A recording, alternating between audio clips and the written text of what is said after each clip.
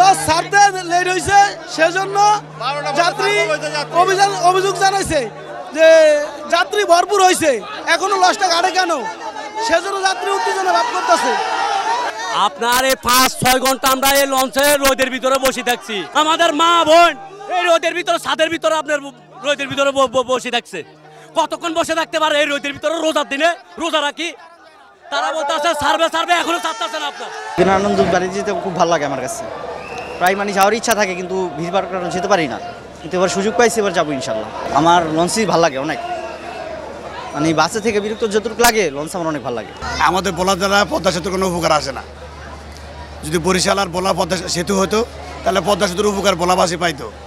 এখন তো বলার বরিশালে কোনো সেতু নাই, লঞ্চে যাইতে হবে, তাহলে পদ্মা সেতু বলাবাসীর জন্য কোনো উপকার আসে না। ভোগান্তি আর কষ্ট দুইটা নিয়ে ঈদের আনন্দ পেতে হলে একটু কষ্ট করতেই হবে। পদ্মা সেতু বলাতে তো সরাসরি যোগাযোগ নাই, ও আবার বরিশাল তো লঞ্চেরটা বলা যাইতে হবে। আনন্দ তো শুরু হয় নাই, যাইলে তো আনন্দ হইব, যাওয়ার আগে তো ভুগতে আছি।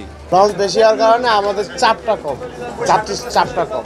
লঞ্চ কম হইলে যাত্রীর চাপটা বাড়ে, ঠিক আছে। এই যে আমাদের কেবিনগুলো এখন খালি, আমাদের টাইম হয়ে গেছে, বলতে মানে সাইড দিব, কিন্তু কেবিন খালি। আসন্ন ঈদ উল ফিতরকে কেন্দ্র করে প্রতিদিন লক্ষ লক্ষ মানুষ ঢাকা থেকে দেশের বিভিন্ন প্রান্তে তাদের নিজেদের পরিবারবর্গের সাথে ঈদ উদযাপন করার জন্য গ্রামের বাড়িতে যাচ্ছেন। তাদের নিরাপত্তা দেওয়ার জন্য র্যাপিড অ্যাকশন ব্যাটালিয়ন দিনরাত 24 ঘন্টা কাজ করে যাচ্ছে।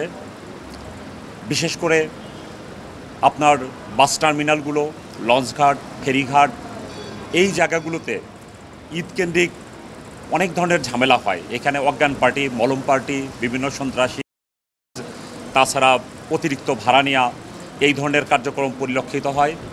এবছর এই বিষয়গুলো যাতে না হয় সেজন্য আমাদের র্যাপিড অ্যাকশন ব্যাটালিয়ন গুরুত্বপূর্ণ ভূমিকা পালন করে যাচ্ছে। আপনারা দেখেছেন এই সদরঘাট লঞ্চ টার্মিনালে আমাদের র্যাপিড অ্যাকশন ব্যাটালিয়নের একটি কন্ট্রোল রুম আছে। এখানে দায়িত্বরত আছে নৌপুলিশ আছে, ঢাকা মেট্রোপলিটন পুলিশের সদস্য আছে, সেনাবাহিনী মোতায়েন আছে। সবার পাশাপাশি র্যাপিড অ্যাকশন ব্যাটালিয়নও এখানে মোতায়েন আছে।